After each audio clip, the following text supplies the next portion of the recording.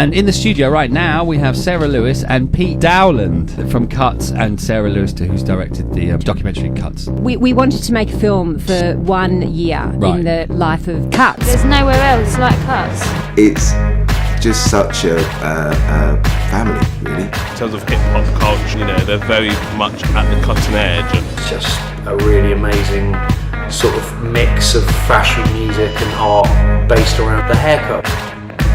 Now a documentary maker is trying to source the last bit of funding so she can release her film on the hairdressers. It's taken her 19 years to film. This crazy Australian girl, she's been making a film for 20 years. It's meant to be a 1 year thing, and it's from 1 year it's gone to 20 years. I said there in the introduction 19 years. Is that true? What made you start filming in the first place?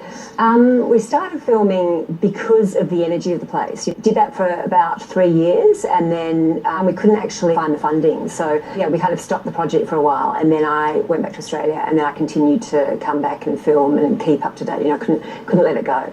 When we began filming the movie in 1996, there was no social media, no mobile phones. Tony Blair was not yet Prime Minister, and Princess Di was still alive. History reveals itself through Cuts Hairdressers in London, originally set up by James Le Bon in 1979. James was a gorgeous, stylish, sexy man, so you couldn't avoid James.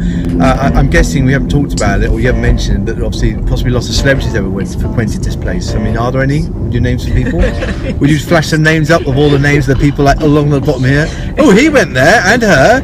It doesn't matter whether you're straight, wobbly, black, brown or gay, you can still get down with the sound of rolling drums. Here in the sun, here in London, UK. So that's why we're doing this crowdfunding, and the whole thing is to raise money so she can do a final edit and get this 19 years, we'll be 20 probably by the time she's finished, 20 years of history of Soho and the culture and change of time through London, which is what the essence of it is.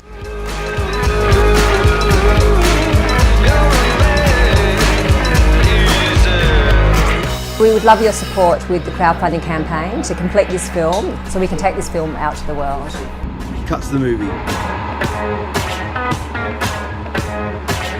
Gonna follow the light to the love. Gonna follow the light to the love. Gonna follow the light to the There's no business like show business. There's no business I know.